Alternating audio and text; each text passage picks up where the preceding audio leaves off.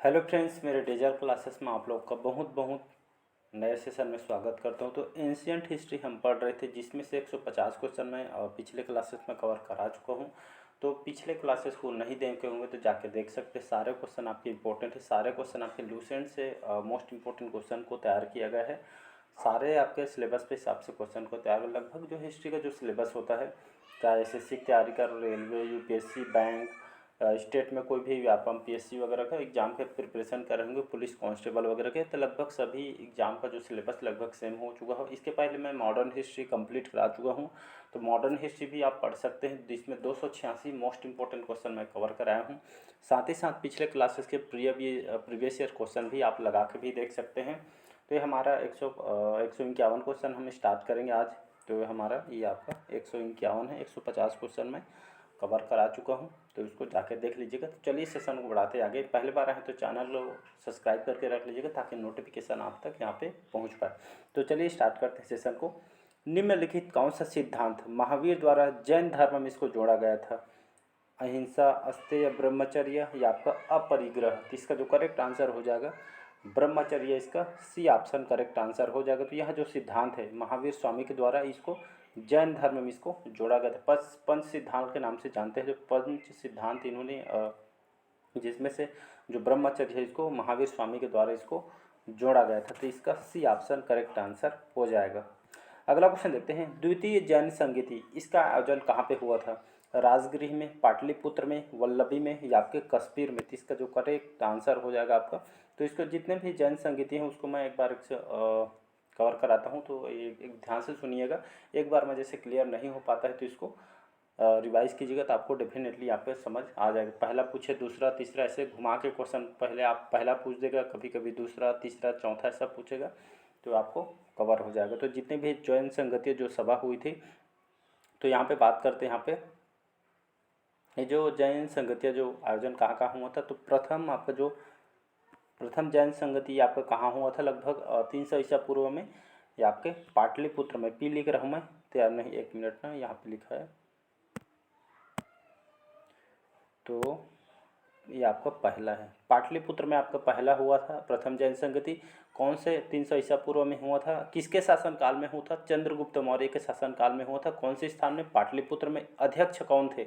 स्थूलभद्र इसकी अध्यक्षता किया था, तो इसको याद रखिए। जिसमें से आपका जैन धर्म के 12 अंगों के बारे में इसको बताया गया था। ये आपका पहला हो गया, कहाँ पे? पाटलिपुत्र में, तो इसको याद रखिएगा।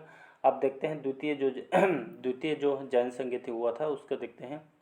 तो द्वितीय जो जैन संगति का जो सभा आपके हुआ था, आपके किसके शासनकाल में हुआ थे? तो आपके गुप्त काल के शासनकाल में हुआ था। कहाँ पे हुआ था? तो आपके सेकेंड आपका मथुरा में हुआ था। याद रखिए, सेकेंड आपका मथुरा में हुआ था। और इसकी अध्यक्षता आर्य स्कंदिल थे, इनके अध्यक्षता में हुई थी। और इस महासभा पर एक विवाद हुआ था, जिसमें जैन विद्वान इसे मान्यता नहीं दी थी, तो इसको याद रखिएगा। तो दूसरा आपका मथुरा में हुआ था। ये आपके कौन से शासनकाल में? तो गुप्त काल में हुआ था, तो इसको याद रखिएगा। इसके बाद देखते हैं थर्ड जो तृतीय जैन संगति जो सभा है, कहाँ पे हुआ था? तो ये आपके गुप्त काल में हुआ था। और इस कौन से स्थान पे? तो वल्लभी में हुआ था, याद रखिएगा। ये आपका थर्ड ये आपका वल्लभी में हुआ था। इसके अध्यक्ष कौन थे? तो वे आपका देवर्षि जो क्षमा श्रवण है, इसके अध्यक्षता इन्होंने की थी। जिसमें जैन साहित्य का अंतिम संकलन जो आज भी विद्यमान है, तो इसको याद रखिए। थर्ड आपका कहाँ हुआ था? वल्लभी आपका कहाँ आता है? तो ये आपका गुजरात में आता है, इसको याद रखिएगा। तो थर्ड आपका यहीं पे हुआ था। अब देखते हैं, पहला दूसरा होगा, तीसरा चौथा देखते हैं। एक मिनट। तो यहाँ पे टोटल यहाँ पे 3 जैन संगतियाँ हुई थी, तो तीनों को याद रखिएगा, इम्पोर्टेंट क्वेश्चन है। तो यहाँ पे बोला गया है द्वितीय जैन संगीति, इसका आयोजन कहाँ हुआ था? तो आपके वल्लभी में हुआ था, तो इसको याद रखिएगा। अगला क्वेश्चन देखते हैं। त्रिपिटक किस धर्म का पवित्र पुस्तक है? याद रखिए, ये एग्जाम में आया हुआ क्वेश्चन है रेलवे में। त्रिपिटक किस धर्म की पवित्र पुस्तक है? हिंदू धर्म, जैन धर्म, बौद्ध धर्म या यहूदी धर्म? तो इसका जो करेक्ट आंसर हो जाएगा आपका बौद्ध धर्म, इसका करेक्ट आंसर हो जाएगा। याद रखिए, त्रिपिटक आय मतलब समझ जाना बौद्ध धर्म से संबंधित है। आपका बौद्ध धर्म एक पवित्र पुस्तक इसको मानी जाती है। त्रिपिटक मतलब क्या होता है? इसका शाब्दिक अर्थ है आपका तीन पिटारी। इसका आपको मतलब होता है आपका तीन पिटारी इसका मतलब होता है, तो इसको याद रखिए। पाली भाषा में लिखी गई है। तो बौद्ध धर्म के इसको प्रमुख ग्रंथ माना जाता है, जिसमें सभी बौद्ध संप्रदाय ये इसके अंतर्गत आती है। और भगवान बुद्ध के उपदेश इसमें संग्रहित किया गया है। यहाँ पे जानकारी आपके बुद्ध के उपदेश की जानकारी आपको इसी ग्रंथ से मिलती है। किस कौन से भाषा में लिखा गया है, तो इसको याद रखिएगा, पाली भाषा। तो पाली भाषा में इनके उपदेश लिखे। एग्जाम में क्वेश्चन पूछा है कि बौद्ध धर्म के जितने भी महावीर जो बौद्ध के उनके जो उपदेश लिखे गए हैं कौन सी भाषा में लिखे गए हैं, तो इसको याद रखिएगा। तो जितने भी भगवान महाबुद्ध के जो जितने भी ग्रंथ वगैरह लिखे हैं, उपदेश वगैरह, सारे आपके पाली भाषा में लिखा गया है, तो इसको याद रखिएगा। इम्पोर्टेंट क्वेश्चन है। अगला क्वेश्चन देखते हैं। निम्नलिखित कौन सा बौद्ध धर्म के अष्टांगिक मार्ग में शामिल नहीं है? सम्यक अवलोकन, सम्यक इच्छा, सम्यक संकल्प या आपका सम्यक वाणी। तो इसका जो करेक्ट आंसर हो जाएगा आपका सम्यक इच्छा, इसका करेक्ट आंसर हो जाएगा। तो बौद्ध धर्म के जो अष्टांगिक मार्ग में इसको शामिल नहीं किया गया है सम्यक इच्छा को, तो इसको याद रखिएगा। और यहाँ पे बात करें तो बौद्ध धर्म के 8 यहाँ पे अष्टांगिक मार्ग बताए गए हैं, जिसमें आपका सम्यक दृष्टि पहला हो गया, सम्यक संकल्प, फिर सम्यक वाणी, फिर सम्यक कर्मात्, सम्यक आजीविका, सम्यक व्यायाम, सम्यक स्मृति और सम्यक समाधि। तो ये लगभग 8 यहाँ पे अष्टांगिक मार्ग यहाँ पे बौद्ध धर्म से बताए गए हैं, बौद्ध धर्म से संबंधित है, तो इसको याद रखिएगा।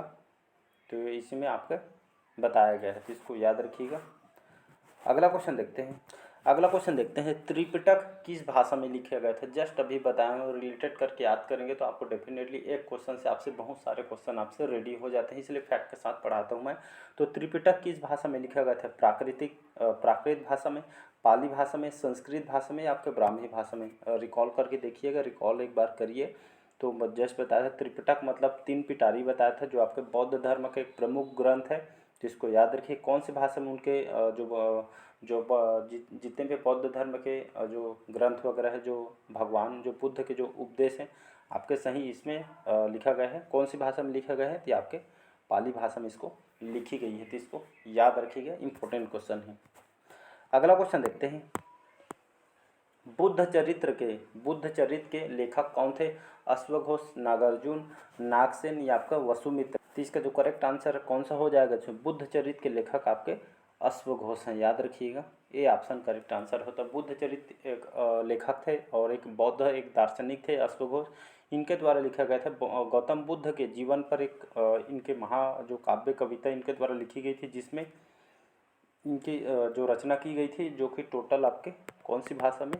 संस्कृत भाषा में लिखा गया था, इसको याद रखिएगा। तो अश्वघोष एक बौद्ध दार्शनिक थे, इन्होंने संस्कृत भाषा में ये आपके महाकाव्य को गौतम बुद्ध के जीवन पे आधारित इस पुस्तक को इन्होंने लिखी गई थी, तो इसको याद रखिएगा। इम्पोर्टेंट क्वेश्चन है। अगला क्वेश्चन देखते हैं। बुद्ध किस कुल के थे, उसका नाम क्या था? कल मैं इसको पढ़ाया था, एक बार रिकॉल कीजिएगा। अगर कल का क्लास नहीं देखे होंगे तो कल का क्लास देखिएगा, पार्ट वाइज देखेंगे तो आपको ज़्यादा अच्छा लगेगा, मतलब आपको ज़्यादा समझ आने लगेगा। तो बुद्ध किस कुल के थे, उसका नाम क्या था? ज्ञात्रिक, मौर्य, शाक्य या आपका कुरु? बुद्ध किस कुल के थे और उसका नाम क्या था? तो ज्ञात्रिक, मौर्य, शाक्य या आपके कुरु? तो इसका जो करेक्ट आंसर हो जाएगा आपका सी ऑप्शन करेक्ट आंसर हो। याद रखिए गौतम बुद्ध का इनका जन्म कब हुआ था? 563 ईसा पूर्व में इनका जन्म हुआ था और 483 ईसा पूर्व में इनकी डेथ हुआ था, मृत्यु हुई थी, उसको याद रखिएगा।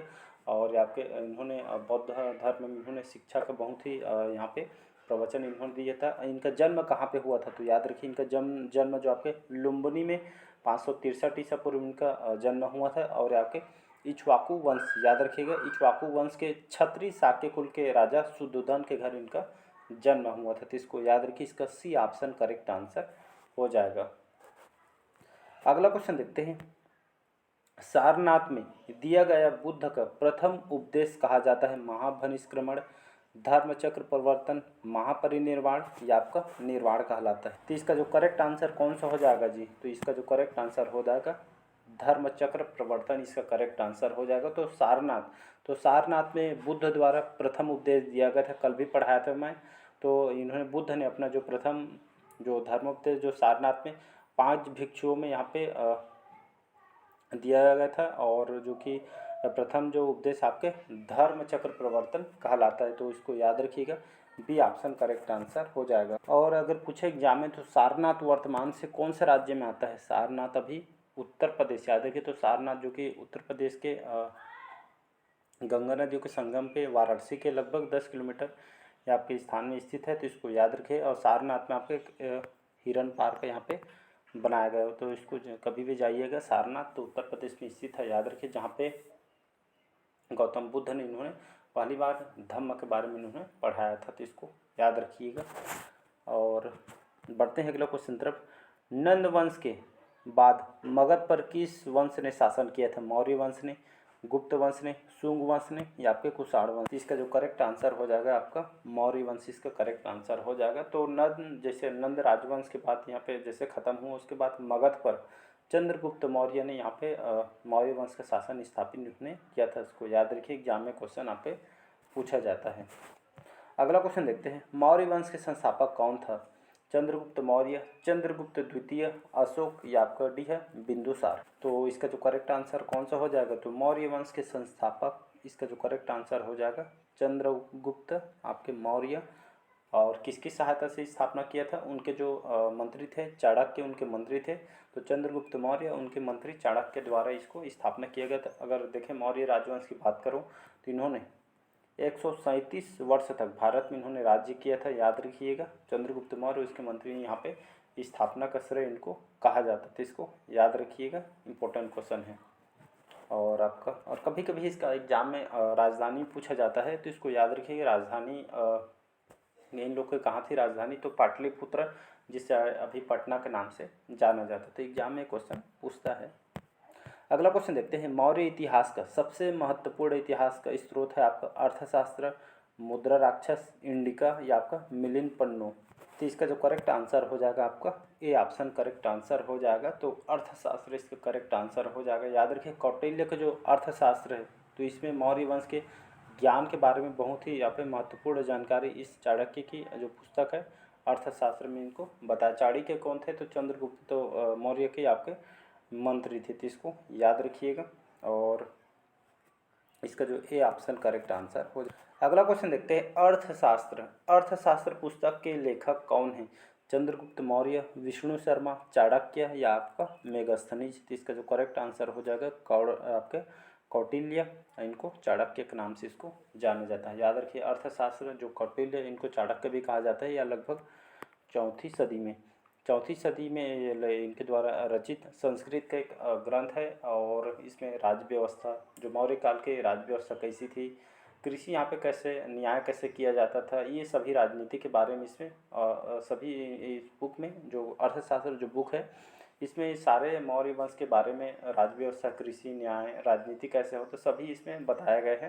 तो इसको याद रखिएगा, से आपका सबसे प्राचीनतम ग्रंथ इसको माने जाते हैं। इसको लेखक कौन है? चाणक्य। ऑप्शन में कौटिल्य भी रहेगा, तो ऑप्शन से भी रहेगा आपको। अगला क्वेश्चन देखते हैं। अगला क्वेश्चन है इंडिका। इंडिका जो पुस्तक है, जो इंडिका जो बुक है, ये आपके किसके द्वारा लिखी गई है? इसके लेखक कौन है? तो मेगस्थनीज, कौटिल्य, अलेक्जेंडर, सेल्यूकस? इसका जो करेक्ट आंसर हो जाएगा, तो यूनान के एक राजदूत थे मेगस्थनीज, इन्होंने इंडिका पुस्तक को लिखी गई थी। तो इसका जो करेक्ट आंसर हो जाएगा मेगस्थनीज, जिसका करेक्ट आंसर हो जाएगा। तो इन यूनानी एक राजदूत थे, इन्होंने इस पुस्तक को लिखी थी, तो याद रखिएगा। तो जो मेगस्थनीज को चंद्रगुप्त मौर्य के दरबार में भेजा गया था, और इसमें जो मौर्य साम्राज्य की जो राजधानी कहाँ थी? तो राजधानी यहाँ पे पाटलिपुत्र थी, याद रखिएगा। तो पाटलिपुत्र यहाँ की राजधानी थी, और जहाँ मेगस्थनीज यहाँ पे रुके हुए थे। और इन्होंने ये आप जो पुस्तक है इंडिका, इस पुस्तक इनके द्वारा लिखी गई थी। और उन्होंने उस पुस्तक में, जो इंडिका जो पुस्तक, इसमें मौर्य युग के जो दौरान भारत के अपने के बारे में, इसके मौर्य काल के वर्णन इस बुक में बताई गई है। तो एग्जाम में क्वेश्चन पूछे हैं, मोस्ट इम्पोर्टेंट है। अक्सर लगभग बहुत बार इसको 20 से 25 बार इसको रिपीट किया जा चुका है, मेरे को पता है, वो वहाँ तक बता रहा हूँ मैं। अगला क्वेश्चन है मुद्रा राक्षस। मुद्रा राक्षस जो पुस्तक है किसके द्वारा लिखी गई है? विष्णुगुप्त, विष्णु शर्मा, मेगस्थनीज, या आपका विशाखदत्त? तो मुद्रा राक्षस याद रखिएगा। मुद्रा राक्षस जो पुस्तक है किसके द्वारा लिखी गई है? तो ये आपके विष्णु शर्मा, विष्णुगुप्त, मेगस्थनीज, या आपके विशाख दत्त। तो इसका जो करेक्ट आंसर हो जाएगा, याद रखिएगा, बहुत बार क्वेश्चन इसको भी रिपीट किया गया है। तो मुद्रा राक्षस जो पुस्तक है आपका विशाख दत्त द्वारा इसको लिखी गई, कौन सी भाषा में इसको लिखा गया था? मुद्रा राक्षस ये आपका ये बुक है, ये आपके संस्कृत भाषा में, याद रखिएगा, कहीं से भी एग्जाम में क्वेश्चन पूछा जा सकता है। मुद्रा राक्षस पुस्तक किसने लिखी? तो विशाख दत्त ने। कौन से भाषा में लिखे? तो संस्कृत भाषा में लिखे। ऐतिहासिक, ये आपका एक तरह का नाटक है, इसके रचयिता आपका विशाख दत्त है। ये आपके 4वीं शताब्दी में विशाख दत्त द्वारा इसकी रचना की गई थी, जिसमें आपको किसके बारे में, विशाख दत्त जो पुस्तक, इसमें क्या वर्णन किया गया, इसमें खास क्या है? तो इसमें चाणक्य और चंद्रगुप्त मौर्य, ये आपके उनके से चाणक्य और चंद्रगुप्त मौर्य के बारे में इसमें बताया गया है। चाणक्य की जो राजनीतिक जो सफलता है, उन्होंने मतलब यहाँ पे राजनीति कैसे करते थे, जिसमें उन्होंने बहुत ही सफलता पाई थी। लगभग भारत में 137 बहुत दिनों तक इन्होंने यहाँ पे मौर्य वंश ने यहाँ पे शासन किए थे। इसके कारण क्या थे जी? यहाँ पे बहुत लंबे समय तक भारत में राज किए थे। इसके बारे में यहाँ पे पूरा चंद्रगुप्त मौर्य और चाणक्य की राजनीति के बारे में इसमें बताई गई है। तो मोस्ट इंपॉर्टेंट क्वेश्चन, इसको एक बार रिवाइज कीजिएगा और साथ ही साथ प्रीवियस क्वेश्चन लगा के देख सकते हैं, फिर आपको पता चल जाएगा। तो क्वेश्चन, अगला क्वेश्चन देखते हैं। 165 शायद हमारा लास्ट क्वेश्चन है, तो रिवाइज कीजिएगा। जैसे आपको 2 बार देखेंगे तो आपको पूरा क्लियर समझ आएगा। चंद्रगुप्त मौर्य ने खाली स्थान की सहायता से घनानंद को गद्दी से उतार दिया था। अशोक, चाणक्य, विशाखदत्त या आपके सेल्यूकस? तो चंद्रगुप्त मौर्य ने किसकी सहायता से घनानंद को गद्दी से उतार दिया था? तो इसको उनके जो मंत्री थे चाणक्य, याद रखिए, चंद्रगुप्त मौर्य एक बहुत ही चतुर और चालाक राजनीतिज्ञ थे, तो इसको याद रखिए। तो 321 ईसा पूर्व में, याद रखिएगा, तो 321 से पूर्व घनानंद को हराकर इन्होंने अपने गद्दी से उनको उतार दिया था। कहने का मतलब है आपका, 1 मिनट, तो आपका जो चंद्रगुप्त मौर्य थे, एक बहुत ही चालाक और ये आपका चतुर एक राजा था। इन्होंने घनानंद की राजधानी पर इन्होंने जैसे आक्रमण किया, तो यहाँ पे एक तरह से आपके पूरा हार गई। और यहाँ पे जो इसमें जो चंद्रगुप्त मौर्य था और उनके जो चाणक्य, इस एक नीति यहाँ पे एक तो चतुर था और साथ ही साथ इन लोग पहले से नीति बना के बैठे थे और यहाँ पे नई सेना खड़े कर दी गई थी उनके बीच। इसी तरह यहाँ पे जो सीमा आसपास के जो गांव को पहले से उन्होंने कब्जा कर लिए थे और धीरे धीरे वो आपके यहाँ के जो राजधानी पाटलिपुत्र की ओर बढ़े और यहाँ पे घनानंद को साथ ही साथ यहाँ पे पहले से उन लोग जाल बिछा के बैठे थे। इसी तरह इसको हराया थे आपके घनानंद को। तो इसको याद रखिएगा। तो आपके बहुत ही चालाक और चतुर आपके राजा थे आपके चंद्रगुप्त मौर्य, और उनके जो मंत्री थे चाणक्य, तो इनकी सहायता से उन्होंने घनानंद को हराया था। तो इसको याद रखिएगा। तो आज के सेशन यहीं तक रखते हैं। तो कमेंट करके ज़रूर बताइएगा आज का सेशन कैसा लगा। साथ ही साथ आप कमेंट बॉक्स में स्कोर बताइए करिएगा। तो साथ ही साथ आप स्कोर बताइएगा आपका स्कोर कितना बना इतना क्वेश्चन में, तो आपको पता चलेगा आपके जो पढ़ाई की स्तर कहाँ तक है। जब तक जितना ज़्यादा आप क्वेश्चन लगाएंगे उतना ज़्यादा आपके बेनिफिट साबित होगा। तो चलिए मिलते हैं अगले पार्ट में। आज के सेशन यहीं तक रखते हैं। तो 166 से हम अगले पार्ट में इसको हम कवर कराएंगे। चलिए, थैंक यू। और अच्छा लगे चैनल को लाइक शेयर सब्सक्राइब कीजिएगा और अपने फ्रेंड सर्कल में भी इसको शेयर कीजिएगा ताकि उन लोग भी इसका लाभ उठा सकते हैं। Thank you.